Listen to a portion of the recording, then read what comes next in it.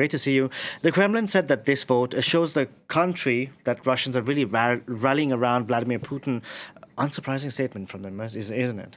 Oh, absolutely. I mean, there's no surprises here whatsoever. It doesn't amount to any sort of validation because of a succession of leaders around the world has been pointing out, with one of the notable exceptions being Xi Jinping of China. This was not free, not fair, and the election took place in a highly repressive context. And Indian Prime Minister Narendra Modi just now congratulating him. The time and tested special privileged strategic partnership. Well, India has a very interesting relationship with Russia, let's put it like that, and likes to play both sides of this divide. So no particular surprise that Mr. Modi should say that. But what's interesting, I think, is that what it actually means for Russia. Does it mean that the population is behind Vladimir Putin?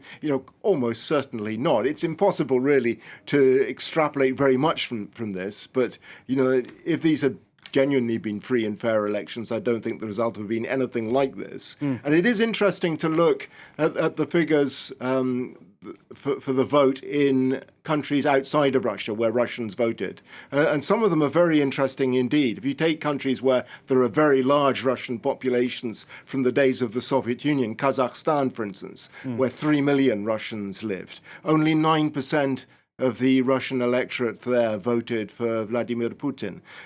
Tashkent, the capital of Uzbekistan, where there's another large Russian population, about 750,000 people. Higher, but still not that high, but 35%. Bishkek, the capital of Kyrgyzstan, 35%. And in Israel as well, where there's a very big Russian population, 20% of the total almost, 16% of the population. In Western capitals, not surprisingly, even lower than that. London, for instance, 6%, Madrid, 11%, Paris, 9%. But it does give you a sort of a feel for what would happen if people actually had the freedom to vote how they wanted to, without having the coercive power of the state breathing down their neck. And Rob, it begs the question, what's going to happen over the next 6 years when we think of domestic politics in Russia? Well, difficult to look too far ahead on this because an awful lot depends on variables, some of them in Russia, some of them outside Russia. For instance, what happens in the American election at the end of this year. If Donald Trump gets elected, I'm sure Vladimir Putin will be delighted. He will be counting on that leading to a reduction of US spending on arming Ukraine. If Ukraine is forced into peace negotiations on Putin's terms, then the outlook economically for Russia will be much stronger. In terms of foreign policy and influence, Russia will be much stronger as well.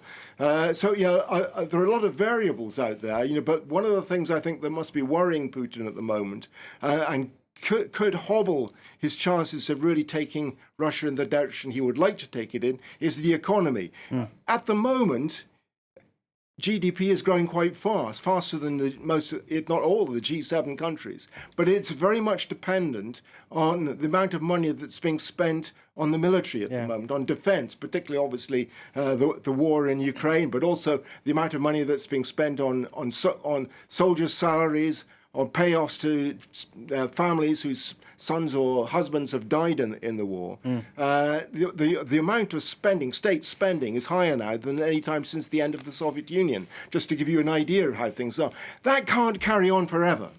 At some point, you've got to start paying for a lot of things. It was interesting that Putin, in his last big speech to the country, started talking about social spending, where you can't spend money on things like roads, hospitals, schools, all those sort of things, if you're spending over 40% of your budget on the military.